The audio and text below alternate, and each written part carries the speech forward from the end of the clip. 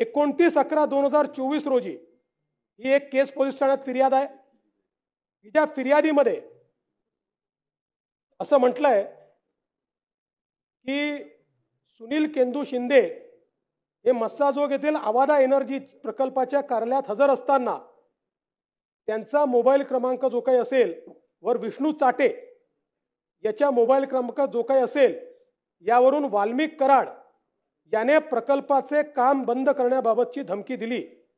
तसेच दुपारी 14:30 सुदर्शन घुले याने कार्यालयात येऊन काम बंद करण्याबाबत धमकी दिली व काही दिवसापूर्वी Shivaji Thopte project senior manager यांना वाल्मिक कराड याने परळी येथे बोलवून आवादा कंपनीचे काम बंद करा अन्यथा 2 करोड रुपये देऊन काम चालू ठेवा असे सांगितले व वेळोवेळी विविध लोकांचे मोबाईलवरून प्रत्यक्ष अप्रत्यक्षरित्या प्रकल्पाचे काम बंद न ठेवल्यास मारहाण करण्याच्या व जीवे मारण्याच्या धमक्या दिल्या. हा गुन्हा आधी घडलेला आहे, त्यानंतर हा गुन्हा घडलेला आहे. मात्र या संपूर्ण प्रकरणामध्ये या दोन्ही गुन्ह्यांचा काय संबंध आहे याची चौकशी आपण करतोय. मी या निमित्ताने या सभागृहाला आश्वस्त करू इच्छितो, हा जो काही गुन्हा घडलाय याचा मास्टर माइंड कोणीही असला तरी त्याच्यावर कारवाई केलीच जाईल. आपण वारंवार वाल्मिक कराडचं नाव घेतलं म्हणून नाव घेऊन सांगतो, या गुन्ह्यामध्ये एका गुन्ह्यात तर त्याचा पुरावा दिसतोच आहे, त्याच्यावर कारवाई होणारच आहे. पण याही गुन्ह्यामध्ये जर वाल्मिक कराड बद्दलचे पुरावे असतील तर तो कोण आहे, कुठल्या पक्षाचा आहे, कोणाकोणासोबत फोटो आहे, सगळ्यांसोबतच आहे. आमच्यासोबत आहे, यांच्यासोबत आहे, पवार साहेबांसोबत आहे, सगळ्यांसोबत आहे. कोणासोबत फोटो आहे याचा विचार न करता कारवाई केली जाईल. कारण मी काल देखील बोललो, ज्या प्रकारे बीड जिल्ह्यामध्ये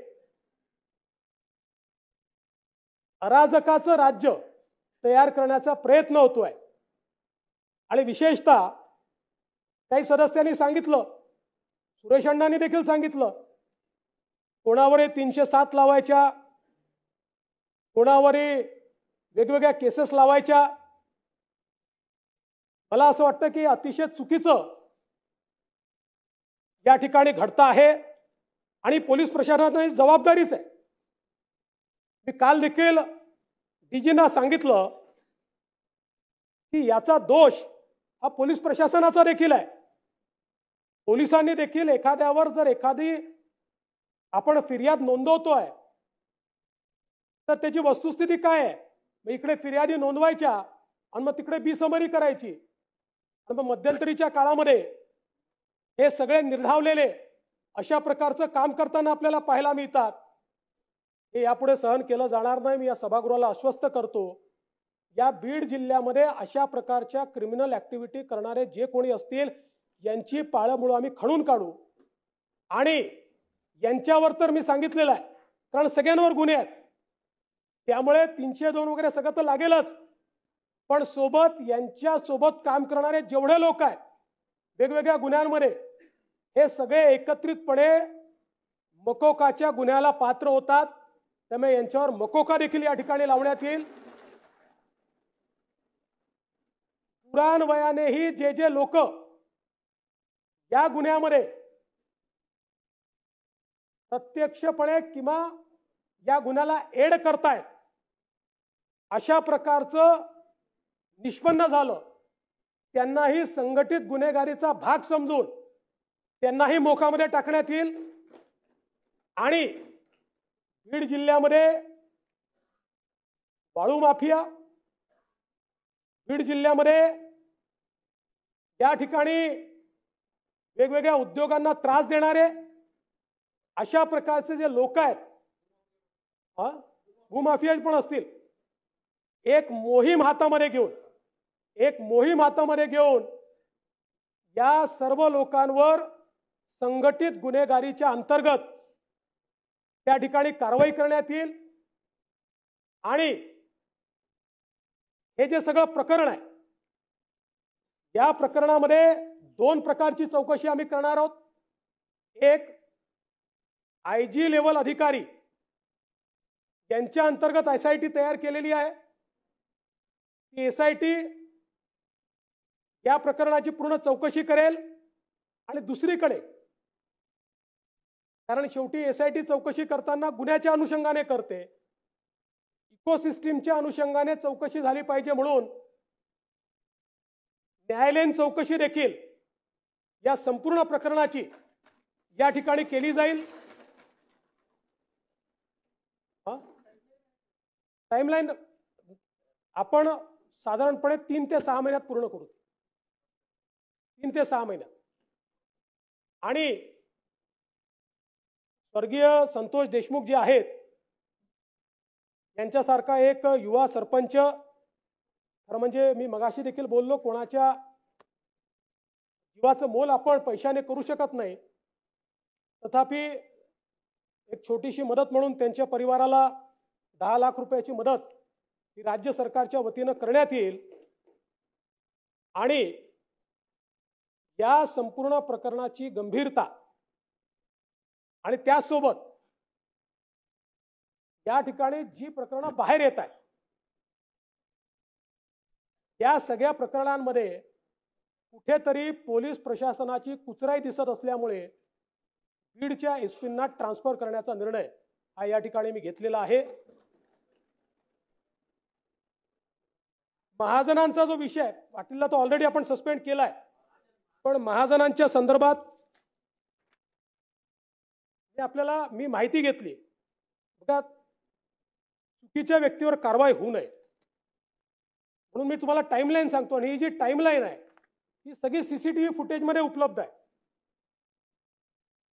15:24 किडनॅपिंग झालं. 15:35 महाजन यांना मृतकाच्या भावाचा फोन आला. 15:43 सुदर्शन घुलेचं लोकेशन हे त्यांनी चिचोली माळी शिवारात असल्याचं महाजनांनी असर्टन केलं. 15:52 शासकीय आपलं वाहन त्या ठिकाणून रवाना झालेलं आहे. आणि त्या भागामध्ये, पूर्ण भागामध्ये स्वतः महाजन आपली टीम घेऊन फिरताना दिसत आहेत. 16:26 त्या ठिकाणी त्यांचं बोलणं हे शिवराज देशमुख, म्हणजे जे त्यांचे आत्ते भाऊ आहेत, जे ड्रायव्हर होते, त्यांच्याशी झालेलं आहे. आणि 16:36 देखील त्यांचं टोल नाक्यावर लोकेशन दिसत आहे पूर्ण त्यांच्या टीम सहित. त्यामुळे या संपूर्ण केसमध्ये सर्वात क्विक रिस्पॉन्स जर कोणी दिला असेल तर हे जे काही पीए महाजन आहेत त्यांनी दिलेला आहे. आणि त्यांच्याबद्दल घरच्यांची देखील तक्रार नाही आहे. त्यामुळे चुकीच्या माणसावर कारवाई होऊ नये. बाकी इतरांनी ज्या वेगानं कारवाई करण्याची गरज होती ती कारवाई न केल्यामुळे आपण त्यांच्यावर कारवाई केलेली आहे. मी पुन्हा एकदा सभागृहाला आश्वस्त करू इच्छितो की कायदा आणि सुव्यवस्था ठेवणं ही सरकारची आणि आपल्या सगळ्यांची जबाबदारी आहे. कुठल्याही प्रकारे जातीय तणाव निर्माण होऊ नये, कुठल्याही प्रकारे या ठिकाणी कोणी कोणाला लुटताय, ओरबाडताय, खंडणी वसूल करताय, अशा प्रकारचे प्रकार घडू नयेत. या दृष्टीनं पुढच्या काळामध्ये देखील पोलीस विभागाला तत्परतेनं कारवाई करण्याकरता या ठिकाणी सांगितलं जाईल.